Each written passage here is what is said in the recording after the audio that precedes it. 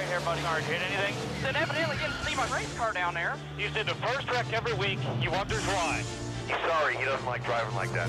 Yeah, okay. Why does he then? And you keep your eye on that 22. You know he's a sneaky son of a gun. Oh, that's beautiful. I did talk to your spotter. He kind of thought it was comical, so. Slap in his face, so that's why he's locked down. The list is growing of the good guys and the bad guys. I'm in a big picture. We got to finish this thing. I know you can do it. You can feel the pride and you can hear the passion.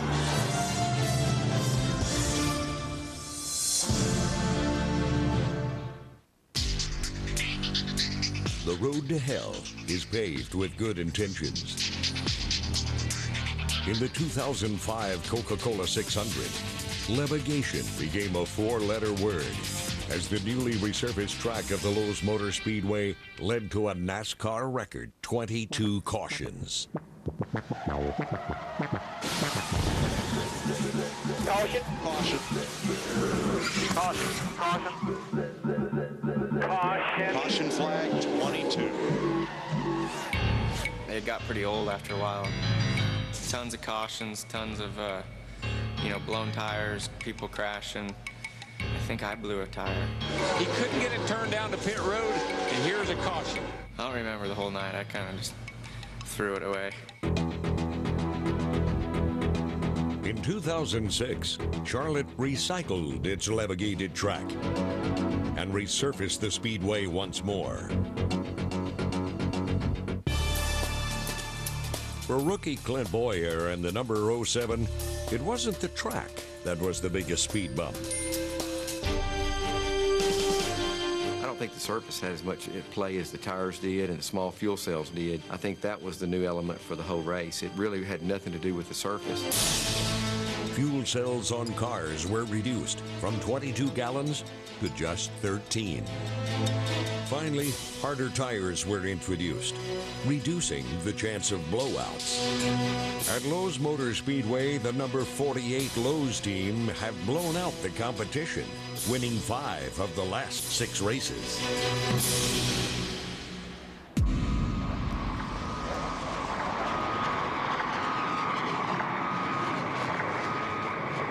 Get ready to go out there and have some fun tonight. Got a great race car. We got a very, very long race. I really, truly feel in my heart this racetrack is going to come to us tonight. Remember, guys, we race for a living. It's a lot of fun. Don't forget that. If we can make it to 7 o'clock, we'll be good. I think that's everybody's moment of truth, about 7 o'clock. If you can get to there, then we can start racing. When night fell over the track, the strategy would turn from attrition to attack. Charlotte always changes a lot from daytime to night. Be smart, bud. Be patient. Wait for the sun to go down. Good four, guys. Have a good race tonight. Everybody's doing a good job. Rick, see me? Hey, show them that debris down there rolling pit road. Rolling thunder powered toward the start as man and machine merged. Sheet metal and human metal, mechanized steel and steely resolve. You ready? Green flag. Green flag. Green flag. Green flag. The green flag fell, and the longest race of the year began. 600 miles, 400 laps, one track, one winner, one story. In the opening laps at Charlotte, pole sitter Scott Riggs guided the field around the track. For the number 10, leading the way was unfamiliar territory. 11 races ago, they had to go home. They watched the Daytona 500 on television. They missed the show. He has led 27 laps. That's 27 more laps than he has led all year long. That's the first laps he's led in 2006. Driving away from the guys behind you. Behind Riggs, the number 48 quickly claimed second place. Johnson to second. He's about a full second behind race leader Scott Riggs. Good job, man. Nice and easy. If 48 car is that good this early, look out, because we know what he can do when the sun goes down. 30-94, you in the center pulling away from everybody else, man. Great job. The number 9 worked their way through the front half of the field and into the top 5. 31.45, good lap. Got 2 back to the 9. He's pretty fast coming on the bottom. Inside by himself. In the last 5, 6, 7 laps, this is the way he's been going around this racetrack. Right around the bottom, pick that throttle up, and just shoots off the corner. 31.10 again, hell of a lap. That's for sure. Passed Biffle into 3rd place. No pressure here. Just race the racetrack. To set up for the change in temperature, teams set up their cars to be temperamental.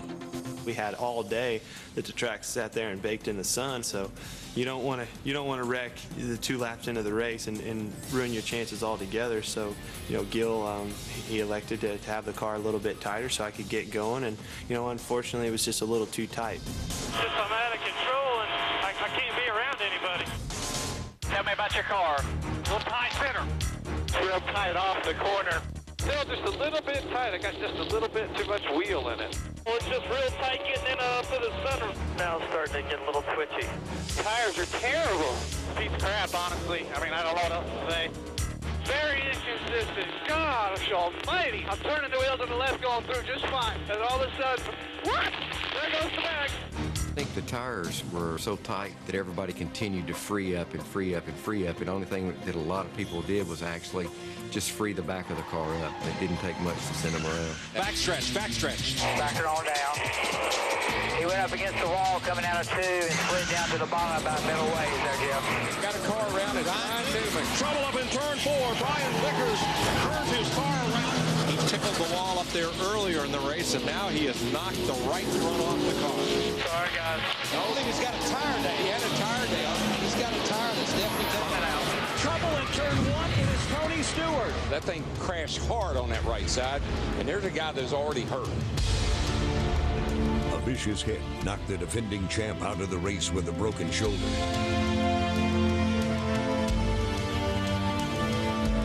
With every caution, small fuel cells forced some big decisions. Normally on a normal race, with normal fuel cells and the tire we usually run, it's you pretty much know what everyone's going to do. I got to try to listen, see what people are going to do. I'm sure, well, it's hard to say what people are going to do here. This is a damn crapshoot with this fuel cell thing. This is going to be chaotic all night, man. I mean, pitting after 8 laps of racing, that's bizarre. Let's look at right sides and fuel, right side tires and fuel, guys. It's a long race. Let's try 2. 2 tires. Listen, Cookie, go on the lug nut. Left side's only. Let's make sure we get out in front of the pace car. Let's just try gas only, Doug. Get out front. 10-4. We're going to gas only right here. Jason and Brad, give me a big shake. Big head shake here. Just fuel only. Fuel only. Pit road was not a race to get out first, but to get out safely. Well, it's feeding time, boys. We've got 39 cars on the lead lap. They're all in. Right here. Wheel straight, foot on the brake. Be ready, be ready. Take a shake outside. Clear. Stop, go. So watch that 19. Come on, watch the 66. Watch 66. Okay, come in. Brian Newman is running so far back in the pack. He's coming in his pits. Other cars already leaving. This is a mess. What? Yeah, whoa. Stop. All right, go now. Go. Keep going. Go. Got a lug nut off. Come back in. We got to come back in, so don't speed. Inside the box or what? Yeah, your rear tire was on the line. Stay saying. We need to come to pit road. We hung the catch can in it. It's such a tough job. I couldn't imagine being a pit road, a tire changer, a carrier, any of those guys. Just have so much load down on them, and a lot of responsibility and pressure. It's just one little slip up. They're doing these pit stops in 12 seconds now, and all it takes is one little slip up, and it can bite you. We'll wait longer next time.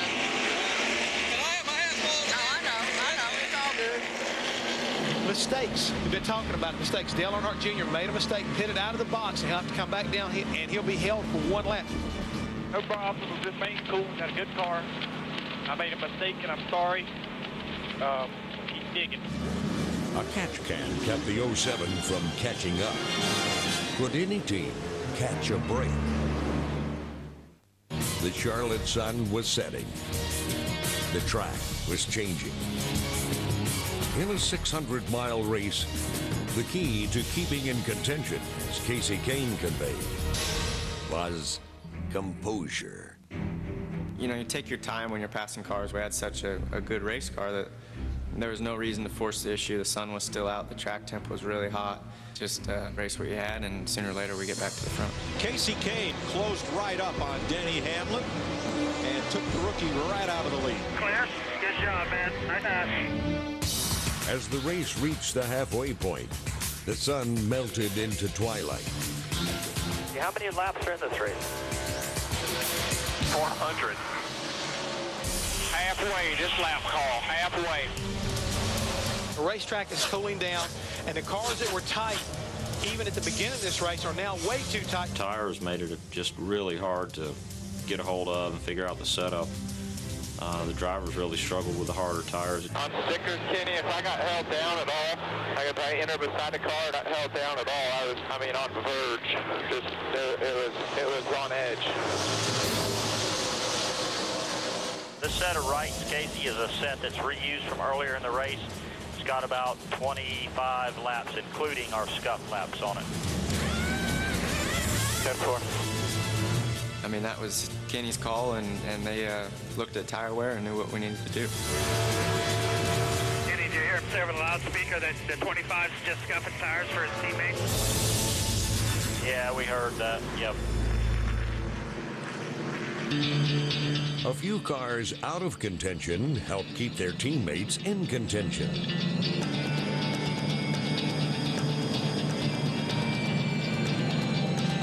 But the number 9 was getting the job done themselves.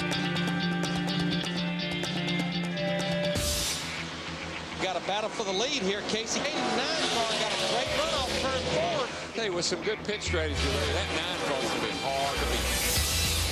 That was the first lap in the 29s tonight, 29.84. Got a half a straightaway lead. As the speedway lights came on, would the number 9 be lights out? With 84 laps left, 2 young drivers saw their night end early. Casey Mears did not take tires and now wiggles out of turn 4. Come on. He spins, he's against the wall. He collects Kyle Busch. Busch is in the wall. Mears is around. Casey Kane does a great job right now. Doesn't panic, lets him go. I was swerving through there trying to miss him, and, you know, racing deal. Kyle was in the wrong spot at the wrong time. I know he's upset, but the picture showed Casey Mears just got loose. It definitely, you know, wasn't any good for Kyle or Casey, but there was nothing intentional there, I can tell you that much. All right, I got a Honda device laying over here when you come back around, and $25,000 with it from the 5 car.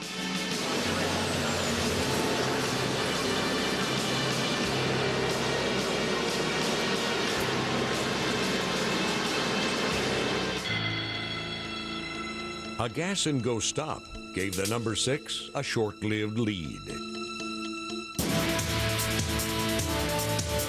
Here goes Casey Kane. Kane wants to race around Mark Martin. Martin wants the leader. He is no longer. Casey Kane leads off turn 4. What a power move by Casey Kane. Once he took the lead, Casey Kane began extending it. Working through the pack, the number 48 was hunting down the number 9. Let's go ahead and throttle back just a little bit, try to conserve some fuel. We need to be saving a little fuel at the end of the straightaway here. We wanted to save some gas, and then the 10 car was a little better than us, so he passed us. I mean, let him go or what? I was conserving when Scott Riggs passed me, and then I wasn't conserving after he passed me, and he just pulled away. He was, you know, they were really good at that point in time. We got to try to make a pretty big swing at it. We're pretty far off right now of what that 9 car is capable of running. I could use another rubber in the right rear. You're on it, dude. That's what I just handed them the note to do. We're starting to see some notes being passed amongst the 48 team. Going to make sure these crew members know exactly what they want to do on this final pit stop. Go pit in about 5. Keep an eye on your fuel pressure as you're running there. One more round of green flag stops was coming quick. Boy, we got to get better. We got to make some adjustments here. The 48's going to get us again.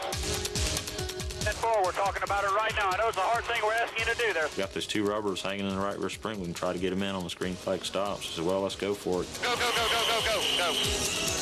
Green flag stop. We made a pretty big adjustment for a green flag stop. The guys did a good job. And now Jimmy Johnson is coming down pit road. This should be a 4-tire stop. Johnson slides into his pit right on the mark. More pit stops meant there was more room to maneuver, but also more room for error. Starter fluid. Now the 10 car with Riggs and stalled. He has been the leader. It has been a flawless day until just now. Oh dear, what a disappointment. What was the deal? Why we got to stop? I guess when the guys were off, they drug their jack and fuel can. Look at the fuel man. He's still got the fuel can. That's taking equipment out of the pit box. Well, the green flag pit stop spelled the end for the fastest car on the track. The number 24's misfortune spelled the end of green flag racing. Jeff Gordon's in the wall, looking forward. Now, caution, now, stay out by the wall. Just follow the 48. You're good. You see the right front tire. Something broke on that race car. I don't know what happened there. So 3 of the 5 Hendrick cars are in the garage.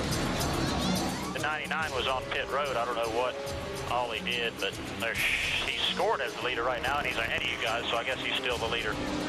Jimmy, just FYI, the 99 there was probably about a tenth faster than us there at the end of that run.